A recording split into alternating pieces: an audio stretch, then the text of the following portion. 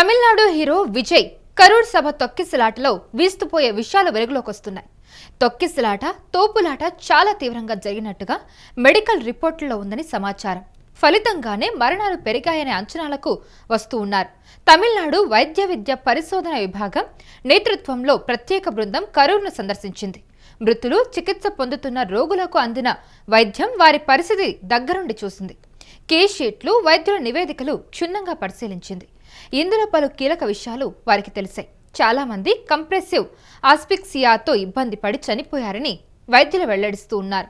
అంటే తొక్కిసలాట, తోపులాటలో ఛాతీ భాగం బలంగా ఒత్తిడికి గురవడంతో ఊపిరితిత్తులు సంకోచ, వ్యాకోచలకు కష్టమైంది.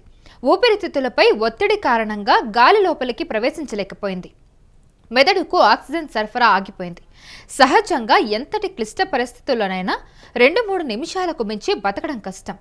పిల్లలైతే 30 సెకండ్ల లోపే దీనికి ప్రభావానికి గురవుతారని తెలుస్తూ ఉంది. అయితే పిల్లలకైతే 30 సెకండ్లలోనే ప్రభావానికి గురవుతారని వైద్యులు వెల్లడించారు. కొందరి ఊపిరితిత్తుల్ని స్కానింగ్లో చూసినప్పుడు పగుళ్లు కనిపించాయని, తద్వారా తొక్కిసలాట ఎంత తీవ్రంగా ఉందో అర్థం చేసుకోవచ్చని వివరించారు. ఆ సమయంలో ఊపిరి పీల్చుకోవడానికి మృతులు చాలా రకాలుగా ప్రయత్నించినట్టు అర్థమవుతుందని, శ్వాస తీసుకునేందుకు ఊపిరితిత్తులు సహకరించినట్టుగా అనిపిస్తుందని అన్నారు. అయితే ఈ రకమైన ప్రయత్నంతో తీవ్ర ఒత్తిడి కారణంగా గుండె చుట్టూ రక్తస్రావానికి కారణమైందన్నారు. ఊపిరితిత్తులు పనిచేయడం ఆగిపోవడంతో మరణం సంభవించి ఉండొచ్చని డాక్టర్ల బృందం భావిస్తోంది. మృతులతో పాటు ఆసుపత్రుల్లో చికిత్స పొందిన వారికి ఎక్స్రే, స్కానింగ్లు తీశారు. వాటిని వైద్య బృందం పరిశీలించింది. అత్యధికుల్లో పట్టెముకలు, వెన్నెముకలు విరిగినట్టుగా గమనించారు. అంతగా తొక్కిసలాట జరిగి ఉంటుందని, తీవ్రమైన నొప్పిని వారు భరించి ఉంటారని చెబుతున్నారు. ఇప్పటిదాకా 41 మంది మృతుల్ని ప్రకటించారు. ఘటన జరిగిన 27వ తేదీ రాత్రి కరూర్ ప్రభుత్వ మెడికల్ కళాశాల ఆసుపత్రికి తెచ్చిన వారిలో 39 మంది మార్గం మధ్యలోనే మృతి చెందినట్టుగా వైద్యులు వెల్లడిస్తూ ఉన్నారు. ఇందులో 4గురిని ఇతరత్ర ఆసుపత్రుల నుంచి రిఫరల్ కింద తీసుకొచ్చారు. పరీక్షల అనంతరం ఈ మృతదేహాల్ని పోస్ట్ మార్టం కోసం మార్చురీకి తరలించారు. మృతుల్లో అతి చిన్న వయస్కుడైన 2 ఏళ్ల బాలుణ్ణి ఘటన జరిగిన రోజు రాత్రి 8 గంటలకు ఆసుపత్రికి తెచ్చారని, వైద్యుల్ని గుర్తించిన తొలి మృతుడు కూడా ఇతడేనని అంటున్నారు. అయితే ఇప్పటికీ 59 మంది చికిత్స పొందుతున్నారని, అందులో ప్రస్తుతానికి 2 ఐసీయూలో ఉన్నారని అధికారులు తెలిపారు.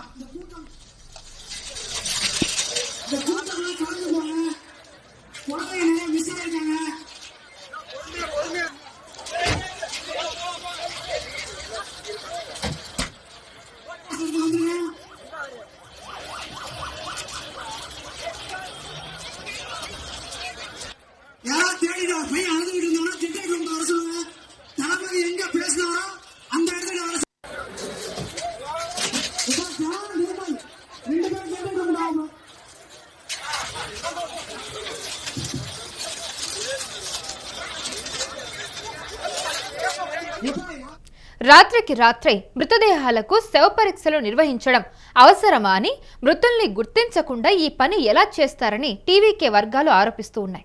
అయితే ఈ నేపథ్యంలో రాష్ట్ర ప్రభుత్వం స్పందించింది. 2021లో కేంద్ర ప్రభుత్వ మార్గనిర్దేశకాల ప్రకారం సాయంత్రం 6 గంటల తర్వాత కూడా శవ పరీక్షలు నిర్వహించవచ్చని తెలిపింది. అయితే శవాగారంలో పోస్ట్ మార్టం నిర్వహించగలిగే వసతులున్నప్పుడు, లా అండ్ ఆర్డర్ సమస్యలు తలెత్తుతున్నప్పుడు ఇలా చేయడంలో తప్పు లేదని స్పష్టత ఇచ్చింది.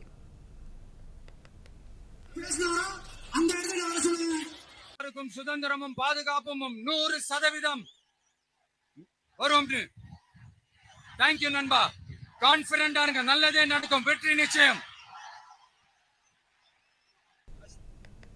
శవ పరీక్షలు నిర్వహించిన 41 మందిలో 18 మంది మహిళలు, 13 మంది పురుషులు, 10 మంది పిల్లలున్నారు. కరూర్ ర్యాలీ దుర్ఘటనతో సినీ నటుడు, టీవీకే పార్టీ అధ్యక్షుడు విజయ్ కీలక నిర్ణయం తీసుకున్నాడు. వచ్చే ఏడాది తమిళనాడు అసెంబ్లీ ఎన్నికల దృష్ట్యా నిర్వహిస్తున్న ఎన్నికల ప్రచారాన్ని తాత్కాలికంగా వాయిదా వేస్తున్నట్టు ప్రకటించారు.